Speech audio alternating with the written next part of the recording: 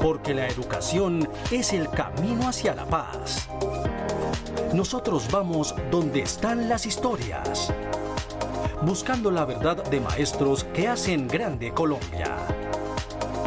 Y todos sus protagonistas tienen su espacio en Encuentro.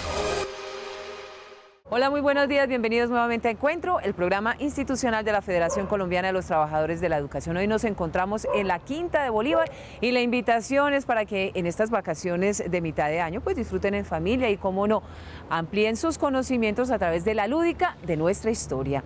Mi nombre es Omaira Morales y a continuación les presento un avance de los temas que trataremos el día de hoy. Difícil situación de las escuelas rurales en el país, ahonda la brecha cultural y educativa que hay entre la educación rural y urbana. Con vigencias futuras, el distrito construirá y fortalecerá las concesiones en Bogotá, profundizando así la privatización en Bogotá. Descubierta la propuesta para acabar con la televisión pública, el Congreso no tuvo de otra que recular. Como lo ha denunciado FECODE en diferentes oportunidades, se ahonda la brecha entre la calidad de la educación del área rural y la urbana, como consecuencia, por supuesto, de la desidia de los gobiernos de turno y la falta de una política pública de educación. El abandono en la educación rural es una realidad en Colombia. Una de las consecuencias más preocupantes es la deserción escolar. El mal estado de la infraestructura también es uno de los factores que hacen cada vez más profundas las brechas en la calidad y el acceso a la educación en las zonas rurales del país. La educación rural en Colombia siempre ha sido la cenicienta dentro del mundo de la educación y del sistema educativo. No en vano, la educación rural es uno de los puntos más importantes que está inscrito en el punto 1 del Acuerdo de Paz sobre la reforma rural integral. Contrario a lo que ha querido promover el Ministerio de Educación, el abandono es innegable. Se estima que en 2016 el promedio de años de educación en zona rural fue de 5.5 años por estudiante, mientras que en la urbana fue de 9.6. Los niños cada vez asisten menos al colegio en las zonas rurales y por consiguiente no se les está garantizando el derecho a la educación. Porcentajes de niños que uno encuentra de menos de 5 años que no son atendidos por ningún tipo de educación son altísimos, son el 73% de los niños no tienen acceso a nada. A estas diferencias injustificables en pleno siglo XXI se le suman las grandes distancias que deben recorrer para llegar a sus instituciones educativas, ya que tampoco hay presupuesto para transporte escolar, además de la falta de acceso a los servicios básicos. El gobierno viene trabajando desde el desconocimiento. Entonces impone una propuesta pedagógica que no tiene en cuenta la relación que debe tener la escuela con el territorio. La situación de los docentes en las escuelas rurales también es grave. No tienen acompañamiento en aula ni suficiente material de apoyo. Además, considerando que muchos deben desplazarse durante horas para cumplir con su labor en las escuelas adentradas en el campo, tampoco tienen fácil acceso a programas de posgrado. Yo sí conozco maestros y maestras que la tienen bien clara de cómo debe ser la educación, cuál es la educación rural que se necesita. Pero también sé que hay docentes y escuelas y condiciones que no favorecen esa educación. FECODE lo ha repetido en diversas ocasiones. El país necesita inversiones concretas en la educación pública y el impulso de políticas que le garanticen a los niños este derecho. La deserción escolar se traduce en desplazamiento a las urbes, la poca capacitación profesional en temas agrícolas y la falta de oportunidades laborales en el campo. ¿Cuáles son las consecuencias en materia educativa del ingreso de Colombia a la OCDE? Hoy en Encuentro, un análisis. El Centro de Estudios e Investigaciones Docentes de FECODE asegura que el ingreso de Colombia a la OCDE tiene consecuencias negativas a nivel económico y educativo. Para ser parte de esta organización internacional integrada por otras 36 naciones, el país tuvo que realizar una serie de reformas que buscan desmantelar el aparato productivo nacional, promover la inversión extranjera directa, hacer que la educación gire en torno a las pruebas estandarizadas y profundizar la desfinanciación de la educación. El ingreso a la OCDE es lamentable para educación, porque en primera instancia la OCDE propone un currículo único. La OCDE, muchas de las políticas de la OCDE ya se vienen implementando en educación. Se ha empleado la jornada única como un caballo de Troya para implementar medidas como el índice sintético de la calidad educativa, hacer que la educación gire en torno a las pruebas estandarizadas y a los resultados institucionales, y profundiza aún más la desfinanciación de la educación. De acuerdo con el CEID, la Organización para la Cooperación y el Desarrollo Económico busca que sus países miembros implementen el modelo neoliberal impuesto por el Fondo Monetario Internacional, lo que fomentaría en Colombia aún más la desigualdad. Se desconoce el trabajo del docente, la carrera docente. Obviamente influye en la parte salarial. El gobierno lo que busca es generar un currículo único nacional que acaba con la autonomía escolar, limitando el papel de los consejos directivos, de los consejos académicos, de las instituciones, desconociendo los fines de la educación y los componentes propios de la formación integral. Para el rector de la Corporación Universitaria de Ciencia y Desarrollo, Diego Fernando Otero, el ingreso a la OCDE no representa ningún cambio para el modelo actual colombiano, porque los últimos gobiernos han girado en torno a una política neoliberal que ha afectado el sistema educativo, por cuanto el modelo rechaza la educación pública, ya que el Estado debe gastar menos dinero y por lo tanto le recortará recursos. Los que no estamos de acuerdo con el modelo neoliberal, pues no nos parece correcto ingresar a la OCDE. ¿Por qué? Porque usted lo que va a seguir ya son las orientaciones de las diferentes políticas de la OCDE que tienen por objetivo profundizar el modelo neoliberal. Por ejemplo, ellos proponen la liberación comercial, la liberación financiera, la privatización de todas las empresas públicas, de servicios públicos. Por el momento, el magisterio continuará en la lucha para que el gobierno cumpla con los acuerdos pactados en junio de 2017, entre ellos una reforma constitucional al Sistema General de Participaciones que le garantice recursos a la educación, la salud, el agua potable y saneamiento básico. Información de interés para el magisterio colombiano en la voz del secretario de Organización y Asuntos Sindicales de FECODE, el profesor Ricardo Avendaño.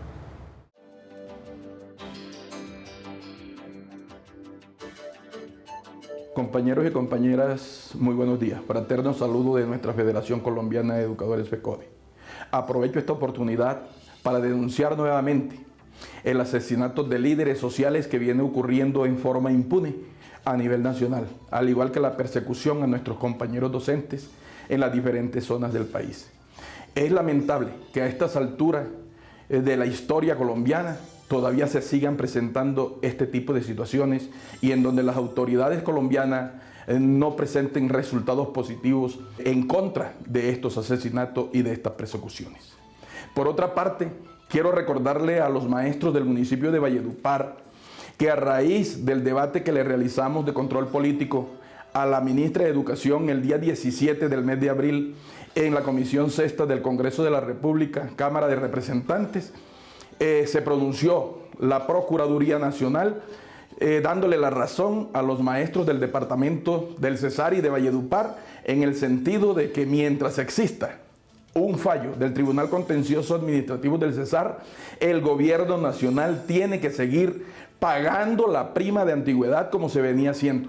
Solamente un fallo de las mismas características o de orden superior, tumbando el fallo anterior, puede quitar la prima de antigüedad. Mientras tanto, el gobierno nacional tiene que seguir aportando los recursos para pagarle a los maestros del municipio de Valledupar el mes de diciembre y la prima de antigüedad. Y por otra parte, les recuerdo que este 17 del mes de junio se da la segunda vuelta. En tus manos, compañero docente, en tus manos, sociedad educativa de Colombia, está el que haya un cambio social. ¿Qué es educación pública? La educación pública es un derecho fundamental y un bien común y es responsabilidad del Estado garantizar igualdad de oportunidades a sus ciudadanos. FECODE defiende una educación pública gratuita y financiada por el Estado y exige el freno de todas las formas de privatización y comercialización de este derecho fundamental. La educación no es una mercancía, es un derecho. Con plantones, marchas y actos culturales, el país conmemoró el Día del Estudiante Caído, ayer viernes 8 de junio. El Día del Estudiante Caído surge a raíz de unos hechos de protesta que se presentaron por la situación social y política que vivía Colombia. En 1929, estudiantes protestaban por las calles de Bogotá por las masacres de las bananeras. Sin embargo, los estudiantes fueron reprimidos con el triste resultado del asesinato del estudiante Gonzalo Bravo Pérez. Ese 8 de junio se convirtió en una fecha conmemorativa por parte del movimiento estudiantil. La mejor forma de conmemorar el Día del Estudiante Caído es rechazando la política de ser pilo paga, rechazando la política de financiación contingente al ingreso, rechazando la desfinanciación de todas las universidades públicas que están en una constante desfinanciación, porque desde que se abrió el aparato productivo, desde que se abrió el comercio en Colombia, se descuidó el aparato productivo y se ha plegado la educación a, digamos, a tecnificar la mano de obra, pero con mano de obra barata, a descuidar las universidades públicas, a descuidar la ciencia, el conocimiento, y digamos que la principal discusión que ahorita hemos planteado en el movimiento estudiantil es la financiación a la oferta y no como lo está planteando el gobierno nacional, que es la financiación a la demanda. En estos momentos, los movimientos estudiantiles buscan que se brinde una autonomía universitaria y que se reivindique los derechos estudiantiles que por generaciones se han visto vulnerados.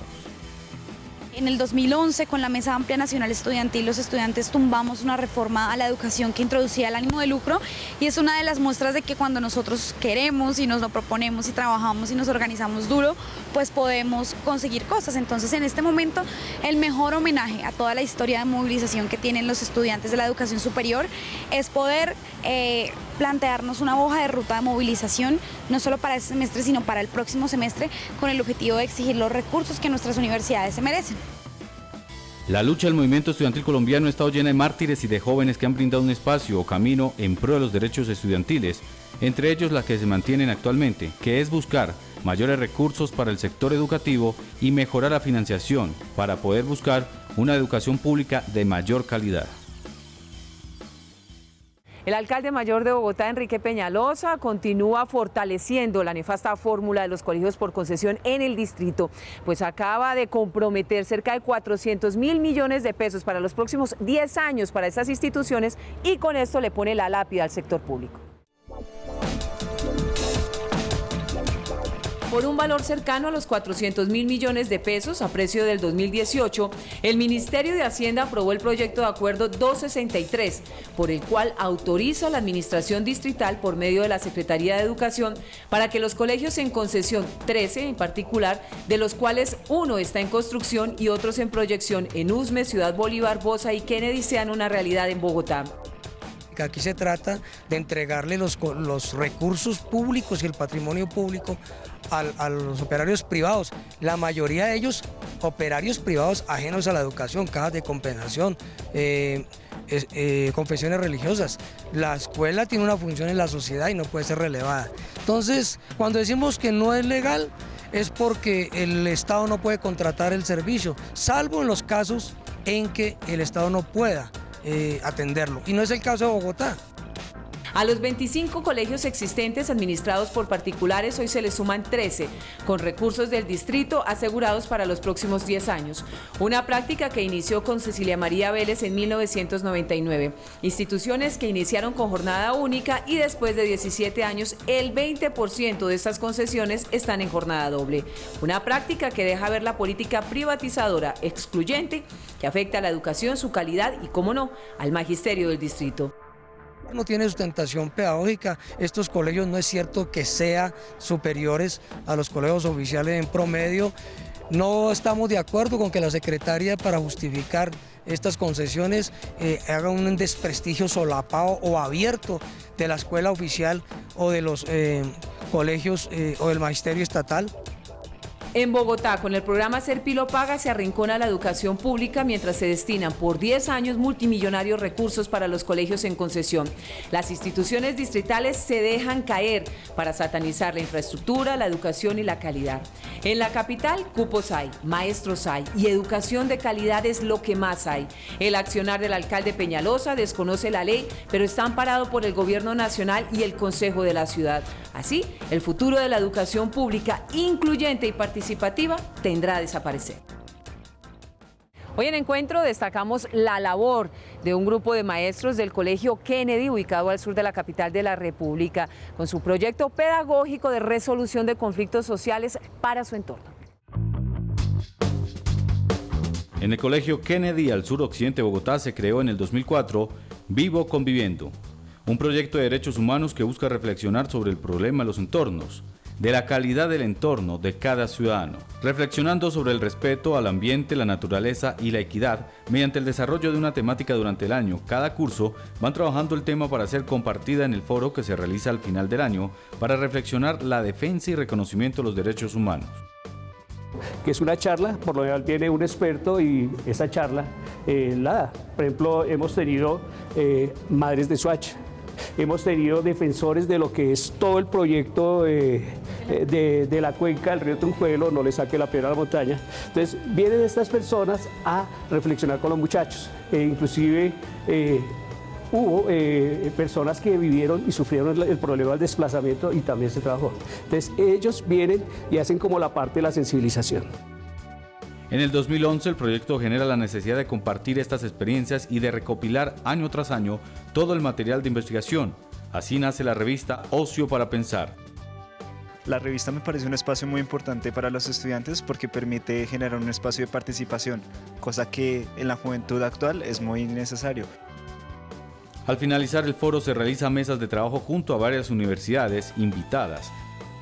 También hay que mencionarlo que no solamente entendemos los derechos humanos como algo que se atenta contra el sujeto mismo, sino también hablamos sobre los derechos de la madre tierra. Entonces, en ese contexto, el año pasado trabajamos lo de la cuenca del río Tunjuelo, lo del problema de basura de Doña Juana. Esta metodología genera un impacto significativo en el aprendizaje de cada estudiante. Tenemos que ser más sensibles y que, no solo pensar en nosotros, también hay muchas personas que sufren y que muchas personas violan nuestros derechos y pasan por encima de la gente solo pensando en ellos mismos. Cargamos de darle un punto joven a todas las problemáticas que se van en nuestro país, una opinión realmente salida de los jóvenes y en su presentación para los jóvenes. Para este año se está trabajando sobre el tema de Mayo del 68, donde los estudiantes a través de revistas, periódicos de la época o investigando con sus abuelos y padres de familia están adelantando esta investigación para participar en el foro que se realiza para finales del año escolar. Y el secretario de Asuntos Jurídicos de FECODE, el profesor Nelson Javier Alarcón, a esta hora habla sobre la importancia de la paz para Colombia.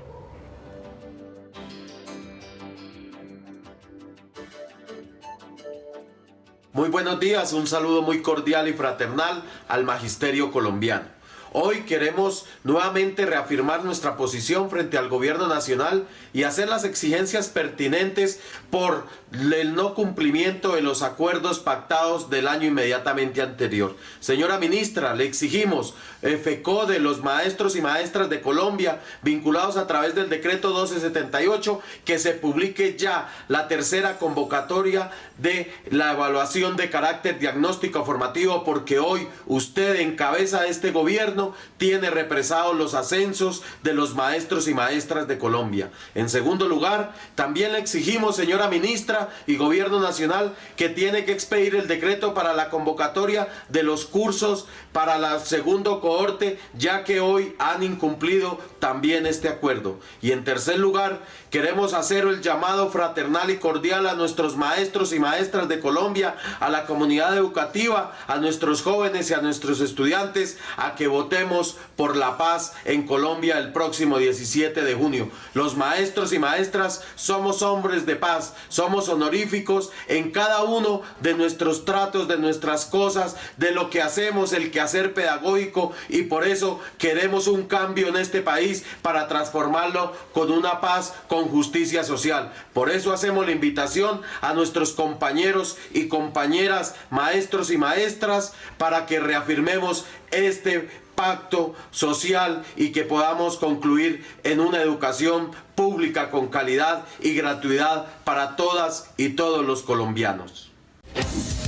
La privatización de la educación pública se disfraza de diferentes formas. Es responsabilidad del gobierno garantizar un acceso equitativo e incluyente para todos los niños, niñas y jóvenes a una educación pública gratuita y financiada por el Estado. FECODE rechaza la comercialización y privatización de la educación pública en el país, porque la educación no es una mercancía, es un derecho. Y como se dice popularmente, pillado el presidente Juan Manuel Santos y el Congreso de la República tuvo que recular en su proyecto de ley que buscaba acabar de tajo con la televisión pública en el país. La televisión pública es bien importante porque es la que ha permitido mostrar la diversidad del país, porque al no estar atada pues estereotipos o arquetipos que a veces pone la televisión comercial, ha permitido mostrar el país para que sean ellos los que cuenten sus historias, no que alguien de Bogotá o Medellín investigó y fue a mirar y hizo la nota. Las televisiones públicas están concebidas en el mundo para consolidar las democracias, para consolidar las ciudadanías, para consolidar los derechos. Acabar con la Agencia Nacional de Televisión y unificar en un solo organismo llamado la Comisión de Comunicaciones, donde se regularía el servicio público de televisión, recortando recursos a los operadores, lo que mataría la inversión en el sector, la autonomía y la participación. Este era el orangután que acompañaba el proyecto de ley 174 presentado por el gobierno con mensaje de urgencia. Los últimos gobiernos, la intención siempre ha sido acabar con la televisión pública de una o de otra manera. Digamos, un primer golpe que recibe la televisión pública es depender del Ministerio de las TICs. Digamos, que el ministro tuviera un asiento allí en la junta directiva, a mí eso me parece inconveniente. En segundo lugar, paulatinamente se le ha venido restringiendo los recursos a la televisión pública.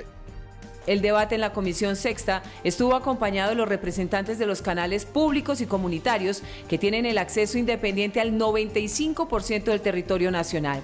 Este proyecto violaba de entrada una de las recomendaciones de la OCDE, que busca el fortalecimiento y la independencia de la televisión pública del gobierno. Gobierno entregado a los intereses de actores privados que están buscando obviamente satisfacer necesidades comerciales, que no son realmente necesidades, son intereses comerciales. Está amenazando en el fondo el equilibrio y la salud de nuestra democracia, porque los contenidos que ofrece la televisión pública no los ofrece nadie más. En la Comisión Sexta se vivió un verdadero debate condenado a no ser aprobado porque evidenció intereses privatizadores y dictatoriales. El gobierno no tuvo de otra que retirarlo. Una batalla ganada por la televisión pública que con calidad, talento y en algunos casos independencia ha demostrado que sí son la voz y la identidad de las regiones que visibilizan. Y novedades se presentarán en la segunda vuelta presidencial en nuestro país el próximo 17 de junio. ¿Qué pasará con quien pierda las elecciones? ¿Irá al Senado o a la Cámara? Lo vemos en Encuentro.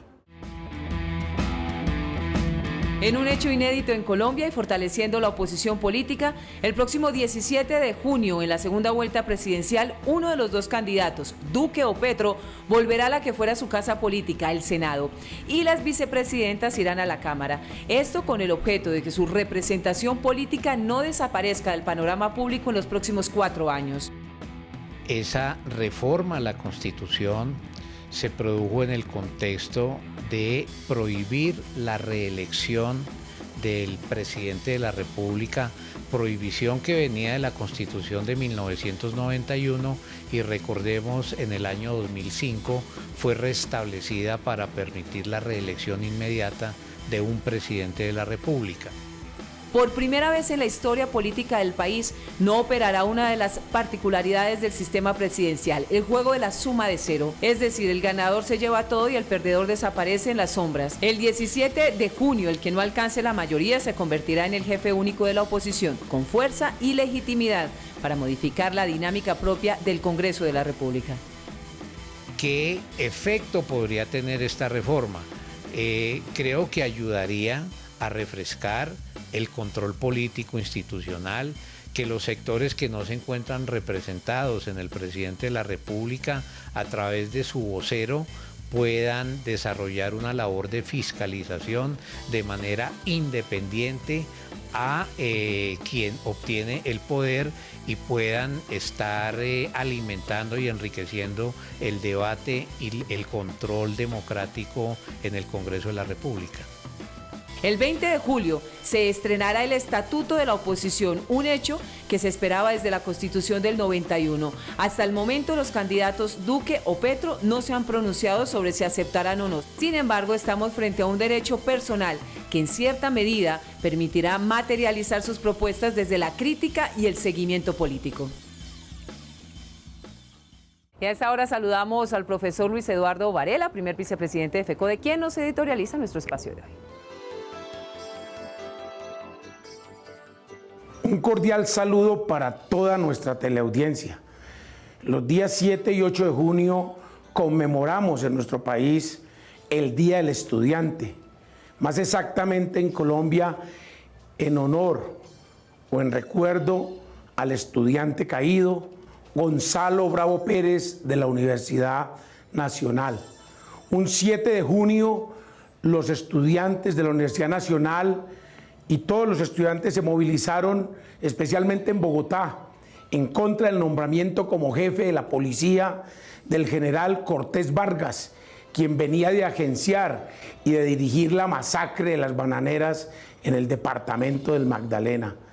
Esa es la conmemoración que hacemos y el reconocimiento ante todo a los estudiantes de Colombia, a que exijamos nuestros derechos por soberanía y ante todo recursos para la educación pública en nuestro país. Lastimosamente, como lo expresáramos la semana pasada, Colombia hace parte, entre comillas, de los 37 países más ricos del mundo, conocedores de que es uno de los países más desiguales e inequitativos. Esa situación deshonrosa nos obliga a rechazar ese tratado con la Organización para la Cooperación y el Desarrollo Económico. Y otro acuerdo del presidente Santos, el acuerdo con la Organización para el Tratado del Atlántico Norte, una alianza militar que obliga a Colombia a disponer de recursos para financiar la guerra de los países amigos o que hacen parte de esta organización del Tratado del Atlántico Norte. Un país con una deuda externa de 124.000 millones de dólares, que compromete más del 40% del Producto Interno Bruto. Qué deshonroso honor se lleva el presidente Santos a portas de salir de gobernar nuestro país durante 8 años. Por último, decirles que rechazamos la política del alcalde Enrique Peñalosa. Por eso los maestros y maestras de Bogotá se movilizaron el pasado 6 de junio con sus asambleas informativas denunciando que el gobierno de Enrique Peñalosa pretende comprometer vigencias futuras para entregarle 13 instituciones educativas públicas a los privados en esta ciudad. Eso lo rechazaremos, nos movilizaremos sin descanso para exigir que los recursos de la educación pública se destinen para lo público y no para financiar al sector privado, para contratar privados que administren los recursos que con impuestos subsidiamos los colombianos y especialmente los capitalinos en la ciudad de Bogotá. Recuerden nuestra cita el próximo sábado a las 7 de la mañana por Teleantioquia. Saben que pueden ubicar este espacio informativo en el canal de YouTube de FECODE. La invitación para que visiten nuestra página web www.fecode.edu.co. Estén pendientes de las redes sociales. Si quieren interactuar con la oficina de prensa, lo saben, lo pueden hacer fácilmente a través del WhatsApp 310-673-9655. Gracias por su compañía. Nos vemos en 8 días. Hasta luego.